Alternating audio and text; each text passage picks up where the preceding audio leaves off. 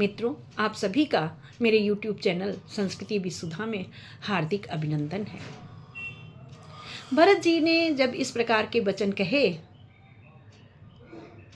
तो माता कौशल्या ने कहा, माता की तुमको आज्ञा है, माता की तुमको आज्ञा है, तुम शासन करो अयोध्या का। यदि उसे त्याग दोगे बेटा, उल्लंघन होगा आज्ञा का। माँ की आज्ञा का उल्लंघन यदि पाप बड़ा कहलाता है, तो भरतलाल ये ध्यान रहे, वह पाप तुम्हें लग जाता है। गुरु वशिष्ठ के कथन में थी अति प्रबल हिरोर, पर वह निर्बल हो गई पहुँच भरत की ओर। बोल उठे वे को कुछ मैं भी निजी विचार, पुत्र धर्म जो आपने कहा मुझे स्वीकार।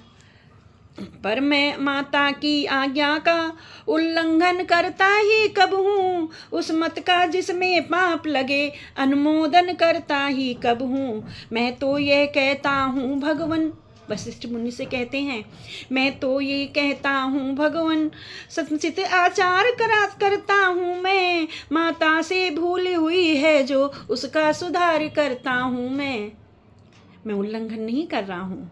मेरी माँ से जो भूल हो गई है, मैं उसका संशोधन कर रहा हूँ, उसमें सुधार कर रहा हूँ। ठीक उसी क्षण हुई जो धीमी सी जनकार, खुला जानने महल का शीशे वाला द्वार।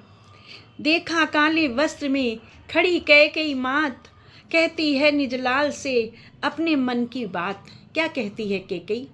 कैकेयी कहती है, मैं सहमत हूँ, मैं राजी हूँ, मैं सहमत हूँ, मैं राजी हूँ। मैं कहती हूँ उठो बेटा, मुझ कलंकनी के माथे का सारा कलंक धो बेटा। लौटा कर बन में रघुबर को, लौटा कर बन में रघुबर को, उनका हक उनको दो बेटा। माँ कहकर मुझको एक बार इस छाती से चिपको बेटा। अंधकार में हो गया दिन की तरह प्रकाश, मानो बादल हट गया विमल हुआ आकाश। खींचा वाणी ने जभी पतिव्रता का चित्र, प्रकट पुकारी बदलता ऐसे मनुष्य चरित्र। और क्या हुआ फिर? सब राज सभासद पुरवासी वह दृश्य देख पुलका उठे। श्री राम विरह के मुरझाए इस वर्षा से हरिया उठे।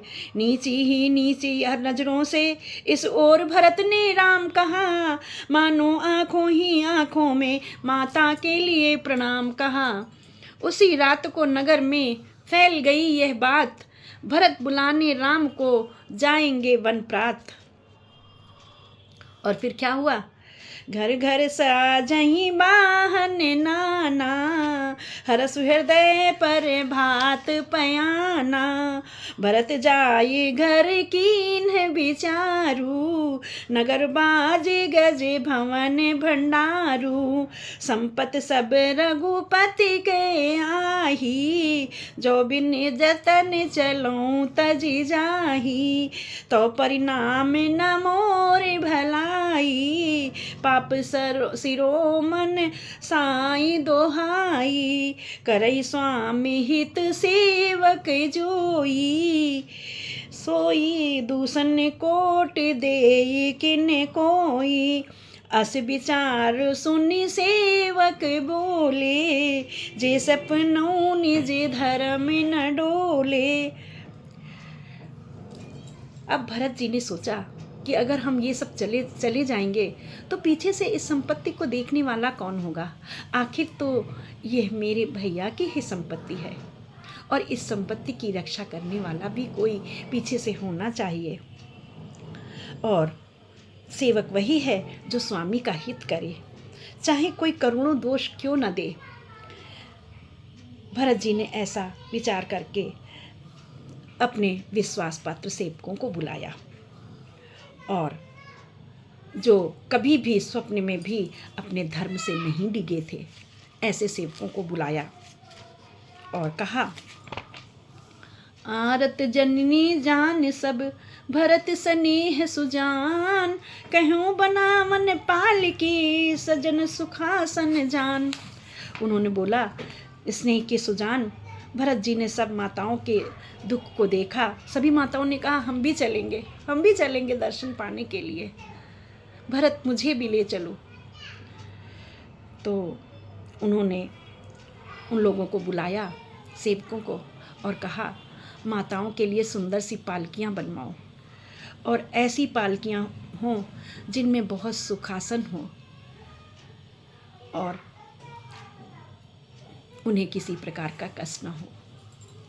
इस प्रकार से विविध प्रकार की तैयारियां होने लगी रामचंद्र जी को वापस लाने के लिए। पूरी नगर में शोर मच गया। नगर के सभी बाल, वृद्ध, युवा, बच्चे सब मगन हो उठे, भरत की जय जयकार करने लगे और कहने लगे, ना तो कोई भरत जैसा भाई हुआ है और ना भविष्य में होगा। भरत लाल की जय हो, भरत लाल की जय हो। इस प्रकार का शब्द घोष पूरे अयोध्या में छा गया। संपूर्ण अयोध्या भरतमय हो गई, राममय हो गई। आइए जानते हैं आगे किस प्रकार से उन्होंने प्रस्थान किया। बोलो भैया भरत लाल की जय, सियावर रामचंद्र की जय।